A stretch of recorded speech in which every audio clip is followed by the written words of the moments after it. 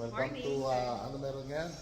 Shell Safety Conference, sir. Shell Safety Conference. Yes. Very big event today. So, Organized by NEC. napakagandang event nito. Okay? Yes, sir. Tingnan natin.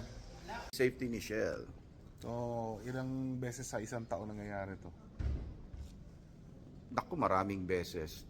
Yung CEO conference, almost annual yun. Given yun, yung pinupunta ni Jesse, Singapore, lahat yun. Pero yung event na to, almost every year meron, iba-ibang bansa ginagawa. Galing. So this is the first time na gagawin siya sa Philippines. Well, second time na gagawin sa Philippines, but first time na yung host country ang nag-manage. Nice. So, Kaya very exciting today. Yep. Okay na okay. Ang ganda ng carpet ah. Okay, good. Ganda ng carpet oh. Ano yung prepare nyo ngayon? Danish chef ng custard buns and salted cookies. Nice. Hi Chef Wilson. Morning.